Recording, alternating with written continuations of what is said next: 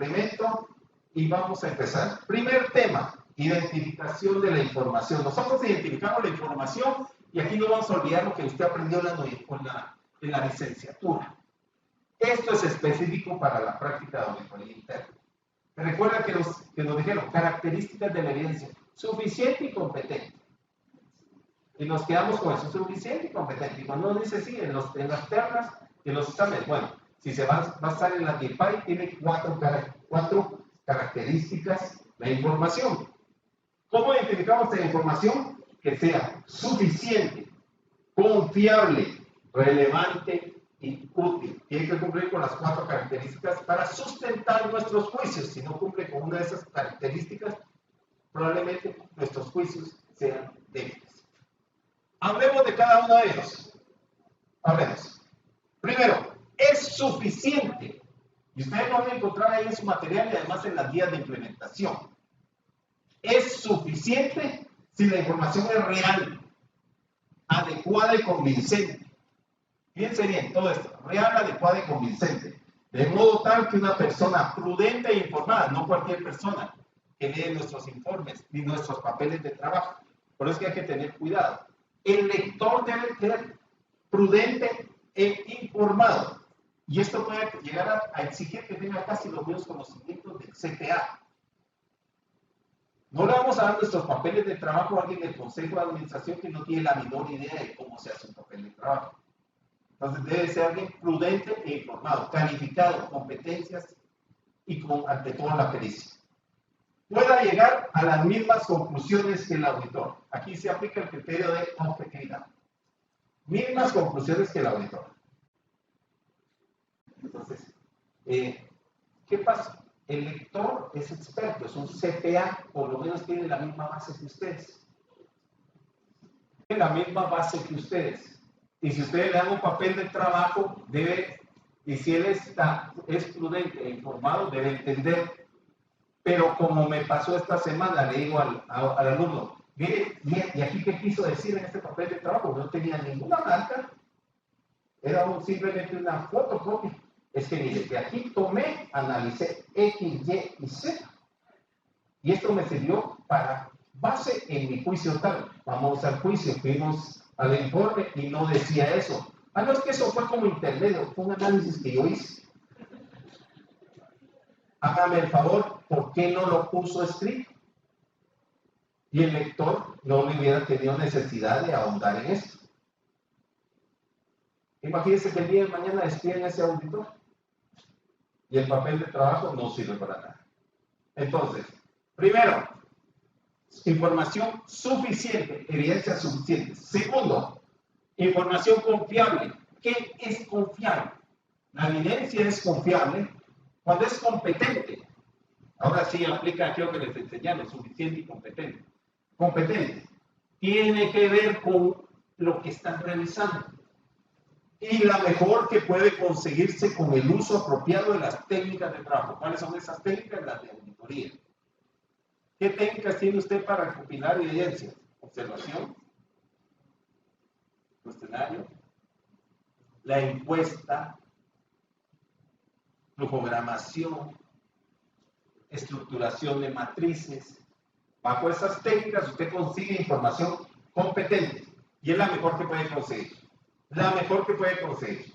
Ojo, no se quede cuando está armando sus tesis, principalmente auditoría interna, con aquellas donde encontramos de que un memorándum narrativo, una narrativa, y eso es el papel de trabajo. Y dice, el gerente me dijo que hacían tal y tal cosa. Ahí está mi prueba, me dice. Usted se queda con lo que el gerente me dijo. Y la corroboración, y ahí le doy la clave. La estructura de las pruebas es una célula sumaria, una analítica y el respaldo. Y es lo que la mayoría falla, el poner el respaldo. Entonces no coloca evidencia. Por lo menos ponga la marca, pues, en las células narrativas. Ponga la marca. Revisé tal cosa. O como me encontré una marca general en este último examen. En este último examen ponía una marquita que decía documento original revisado. Y la marca aparecía en todos los pinches papeles de trabajo. ¿Pero qué documento revisó? En 30 páginas, la misma marca. Ah, es que en este revisé esto, en este otro, bueno, pues ponga diferentes marcas. Pero expliquen. O sea, los papeles de trabajo requieren un arte. Requieren que uno trate de explicar al lector prudente e informado todo lo que se hizo de trabajo. Bien respaldado. Entonces, con eso nos hemos topado últimamente, que la gente no respalda, no hace esta estructura de una sumaria analítica y la carnita del trabajo o la evidencia específica del trabajo. Muy bien, dos características. Tercera característica, relevante. Suficiente, empezamos. Confiable. Y ahora relevante. ¿Qué les parece? De dos características, ahora cambió cuatro. Relevante, porque sirve de respaldo a las observaciones y recomendaciones y es coherente con los objetivos del trabajo. Me encontré una tesis. También, lamentablemente, he de decirles que no ganó el alumno. Pero en la tesis tenía 90 páginas de caso práctico. Solo el capítulo 4. Bueno, dijeron, se mandó al 4. 75 días no tenía la menor idea para que los puso. O sea, no era información relevante. Uno, relevante, pero no era confiable. No hizo que tuviera que ver con el caso práctico. Entonces, que no les pase como este ejemplo que yo siempre les pongo a los alumnos. Que llega y le digo, tráeme los papeles de trabajo para sustentar este punto. Y cuando llega me pone aquel ladrillo el papel de trabajo. Como 5 libras de papel. Lo pone en el escritorio y hasta empezó. Y eso qué sustenta estos dos juicios. Qué desgraciado. Qué uso. Pero sustentando este juicio, y va y empieza y se mete hasta en medio y saca una hoja.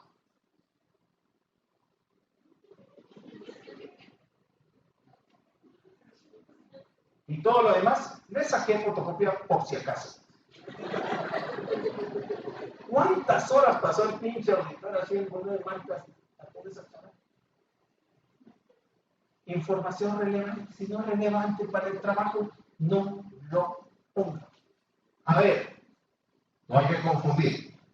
Viene un gerente, y ustedes lo entrevistan, y el gerente les dice, sospecho que en el área los cobradores hacen el depósito en forma atrasada. ¿Es información suficiente, confiable o relevante? Solo es relevante, pero no cumple con las demás características.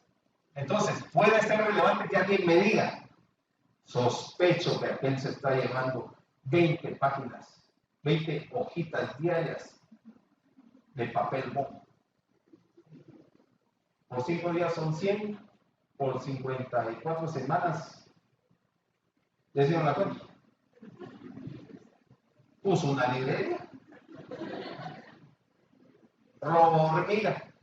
Me lo dice. ¿Es relevante? Sí, pero necesita ser corroborado. Y esa es la clave de responder los exámenes, las preguntas que vienen en el examen CIA. Toda información, si solo es relevante, necesita ser corroborada. Así vienen los casos. Porque ustedes se pueden ir con la pinta, armándoles el caso que dice que da vueltas por todo lado. Puede ser solo relevante, necesita ser corroborado. Y esa es la clave también para los exámenes de tesis. La información necesita ser corroborada, no solo narrada. ¿Okay? Cuarta característica. Útil. Útil. La información necesita ser útil. Ayuda a la organización a lograr sus objetivos.